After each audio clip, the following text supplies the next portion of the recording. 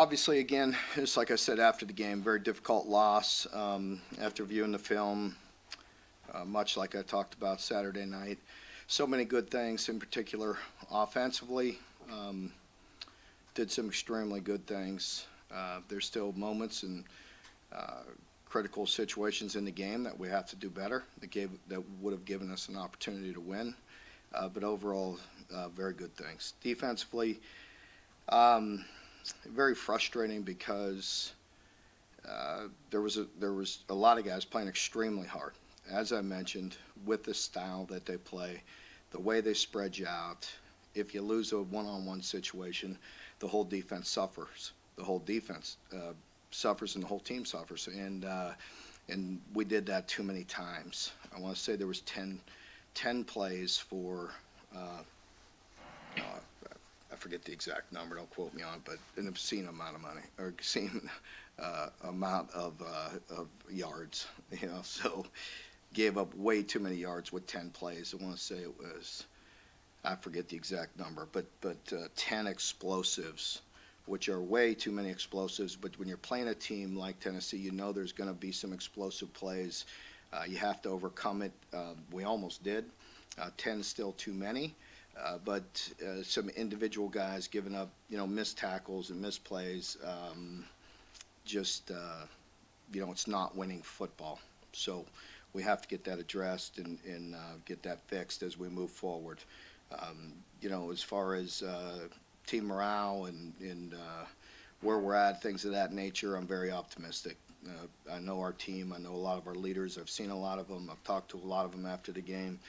They're highly motivated to finish the season. So we got to get back on track. We go on the road again this week to Vanderbilt, a team that you can see is showing a lot of spurts of playing some very good football, very inspired football. Very disciplined in a lot of ways. Played two quarterbacks this year. Both may be ready against us. We'll have to be ready for a couple different styles. But once again, no matter who we're playing, it's about us, the situation that we're in, and how we react to what happened to us Saturday and the way we played. And that'll determine the outcome of this week. Just how we handle it, how we prepare, how we get ready. But I could promise you there's a lot of guys in that building that are just motivated to move on and try to go get the next victory. Mark, Mississippi State and Tennessee beat you different ways, but with how they kind of run things, but in the big plays of Tennessee and the kind of more dink and dunk with Mississippi State. But that said, though, when you look at the film from both those games, I think there was maybe some effort stuff at Mississippi State, but were there any commonalities between what you're seeing out there?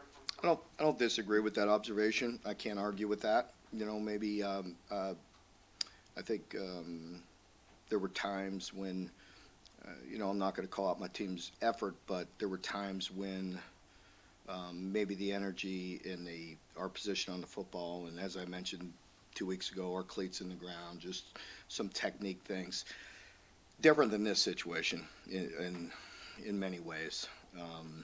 So to answer your question, common ground, I think just missing tackles, maybe, some common theme, but both teams put you in space where it's one-on-one, and you have to be in great position to make that tackle, and you have to be athletic enough to make that tackle.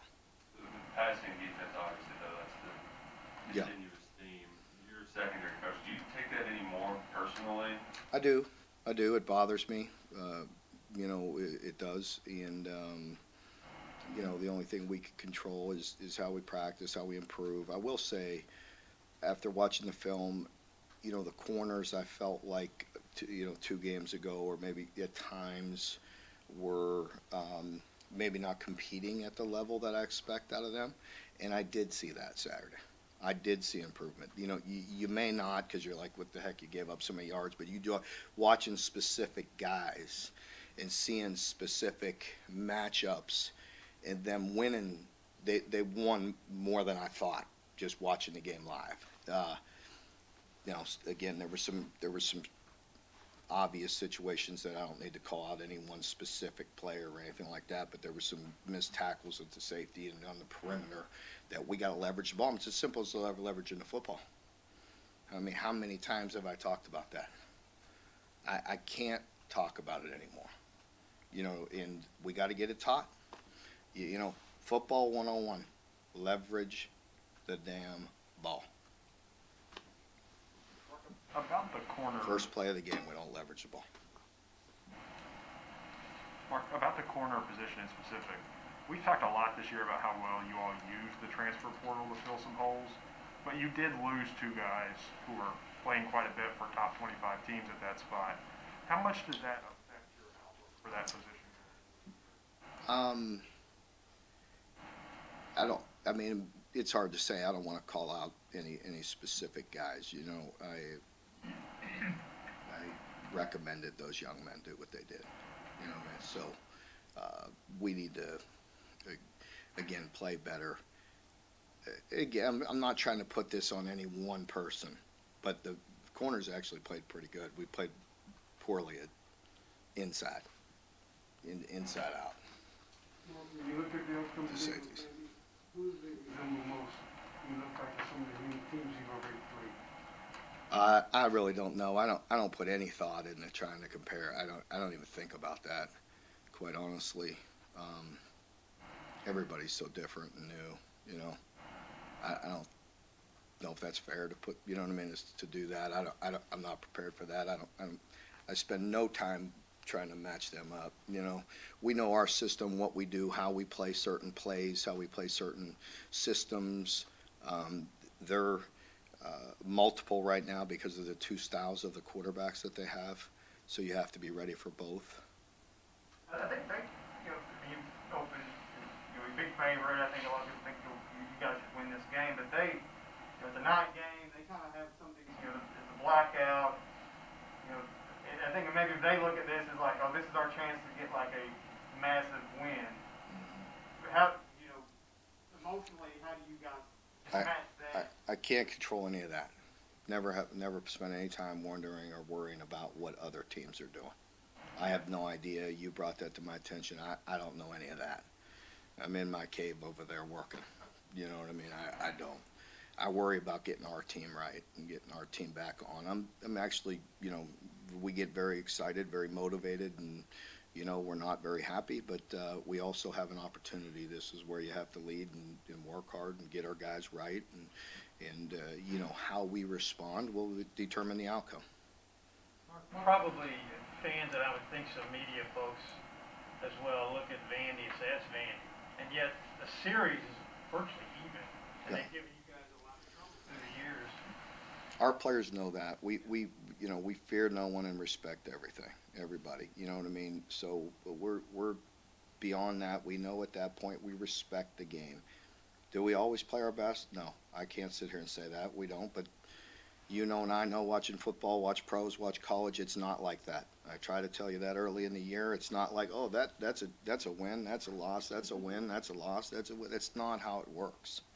And these are young men that go through a lot, and it is our job. It's a challenge. We have to get them ready every week.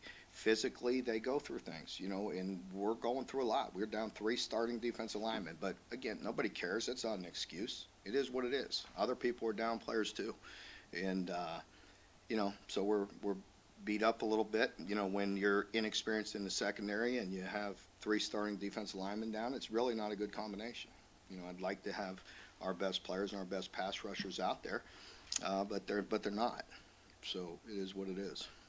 How did you think the offensive line was? I thought they did some good things at times. I really did.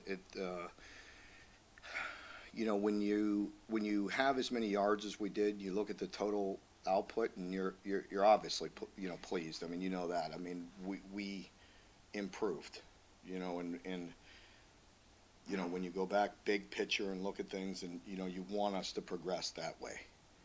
But there's still some one-on-one situations where we got whooped, up front, and that doesn't we can't have that happen, and lost some one-on-one battles that put us in second 11, do some certain things that, didn't help. We run the ball on first down and lose a yard and throw a pick for a touchdown on second down. It'd been nice to gain 5 yards there. It might have changed the play call, or the situation. So, but again, not calling out any one person or any one group or anything. I mean, certainly there's enough blame to go around for all of us. So we're a team, and they're doing some good things. I think we can play better. There is an update there. I mean, Eli Cox will more than likely be out for the season as well. Talking about getting your guys ready for this game and all that they go through, what do you think is the boost that they need going into this game? We just need to, have a great week of preparation. It's how we respond. Nobody likes being in this situation. How much does it bother you to make a difference? To make a change, and how we react will determine the outcome. Mark, who are your options at guard there to fill in? Austin will step in and start at that position. Of course, Quentin will play and back up both spots. Bring Jagger along. Have 3 games, I believe, with Jagger. You left Notre Dame to go back to Nashville. Pardon me? Yeah. Left Notre Dame to go back there, and they've announced some facility upgrades, but obviously that's a tough job. I was wondering if maybe you could relate to that climb, just that makes sense. Yeah, I can relate to it. It's difficult. It's difficult, but he'll do a great job. Seems like he knows what he's doing. He seems like a good guy. I don't know him very well, but they're fundamentally very well coached. You could see they're playing inspired, and that's the sign of a well-coached team. And results will ultimately come if they continue to do what they're doing, because you could see it with the product on the field, the way they're coached, the way they play tough, the way they play fundamental. I have a lot of respect for what they're doing. I know it's very difficult. Mark, in reviewing the film, how do you feel about what's your feelings about how you played on first down? On which side of the ball? Offensively? Yeah, I mean, we at times we were efficient, at times we weren't. I thought Chris Rodriguez really played a good game. It was noticeable when I spoke to you after the game, but even more so after you watched the film, that he really made some tough runs. It went back to, Chris really being healthy, as I mentioned last week, focused. He was dialed in all week. He was able to have that disciplined practice all week, and it carried over to the games. And it was a lot like, I'm not comparing, but I'm going back and just, that's who Chris is. That's kind of how Benny was. You know what I mean? When he's making those runs, when you all maybe see a 4-yard run on the stat sheet, but you really watch it, and that was an incredible 4-yard run where he was hit at the line of scrimmage, nothing there, and created 4 yards and made some of those type of runs that were really tough, good, inspiring runs. And so really appreciate that. And really Cavassier was extremely effective early as well. He got tweaked up a little bit with an injury, and that unfortunately slowed him down. We wished, if he would have stayed as healthy as he was when he started, I think that 1-2 punch, was really good. And then Jatan, you saw him come in and give us another gear as well, something a little different. So that's, we need that. We need that type of presence by the backs. Mark, as a head coach, did you learn when you get in these wild shootouts, like Saturday night or against Ole Miss?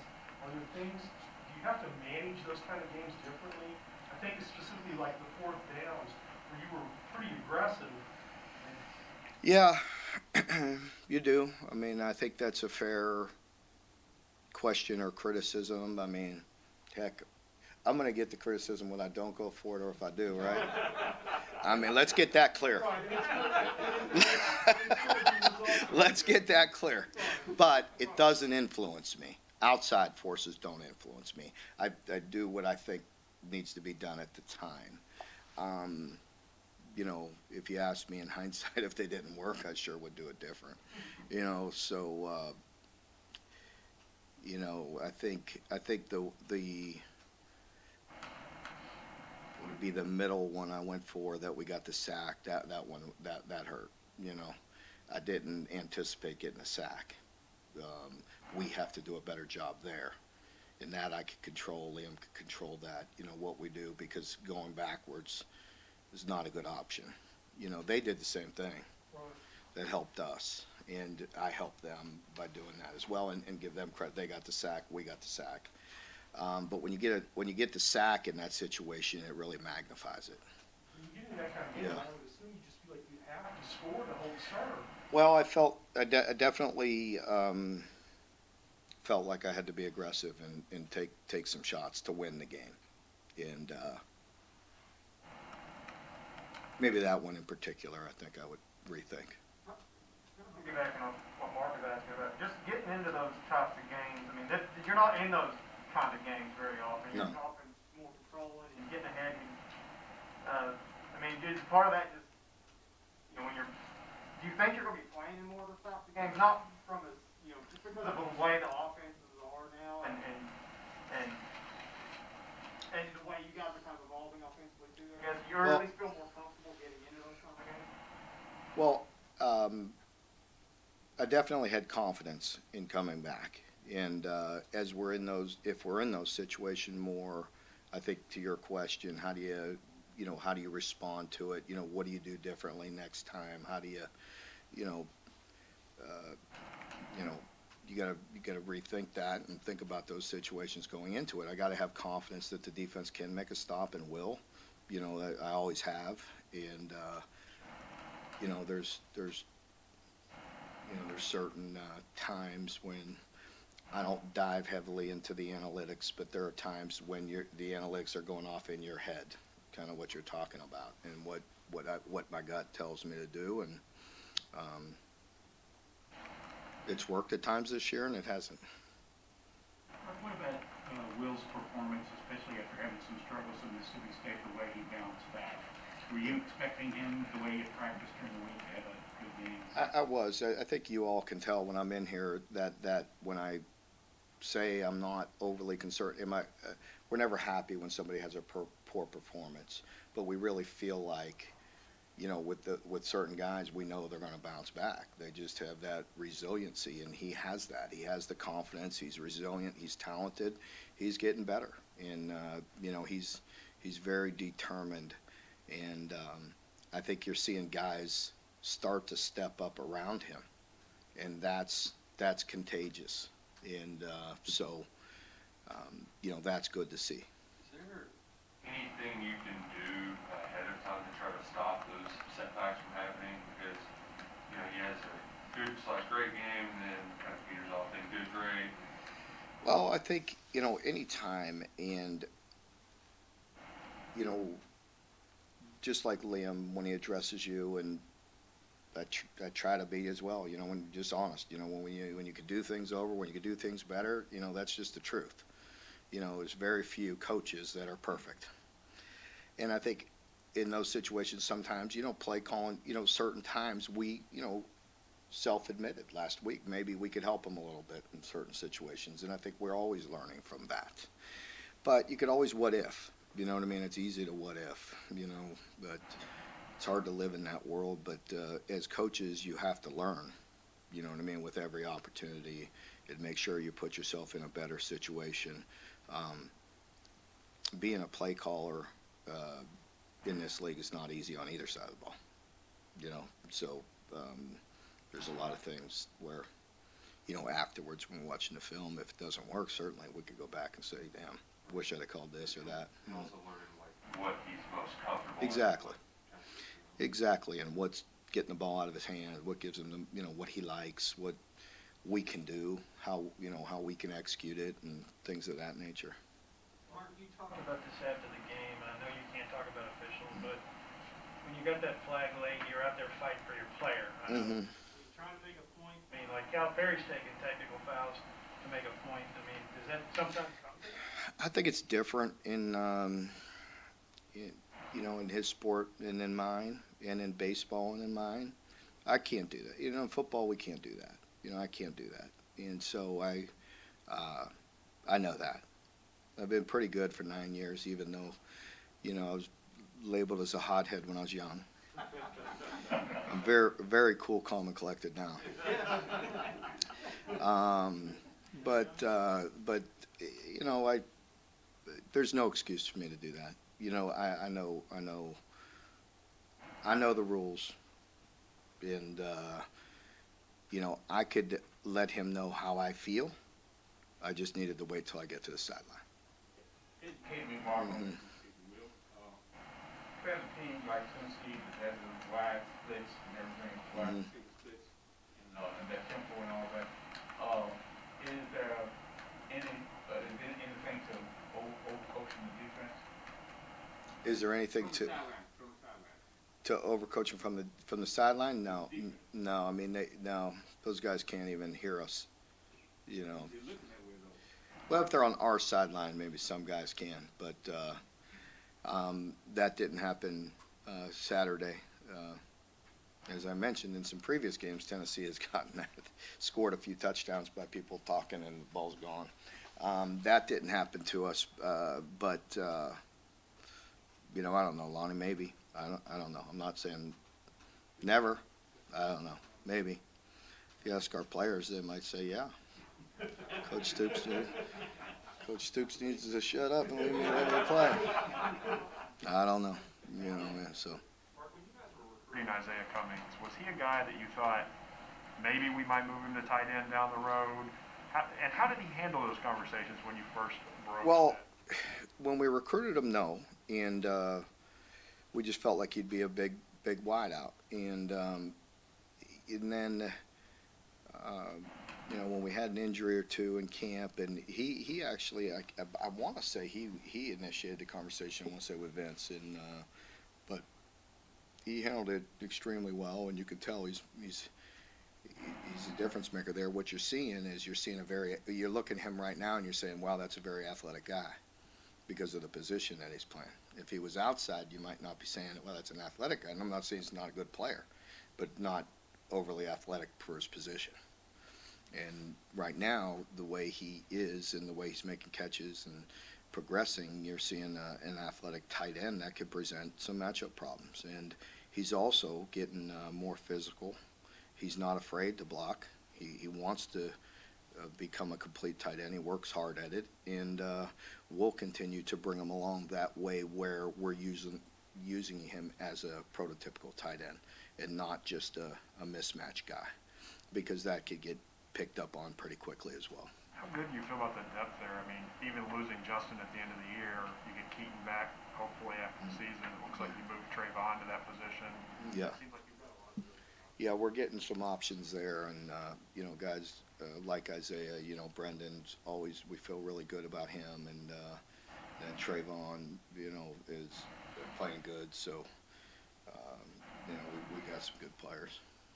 Brought up the transfer portal earlier. I know, you know, you want to keep bringing in wide receivers from, you know, the classes and the portal and whatever options are out there. But we talk a lot about that, but when you look at the defense, are there positions you kind of want to fill with the transfer Yes. portal? And how do you weigh that against those, you know, developing the guys you have on the roster and trying to manage them? Yeah, we need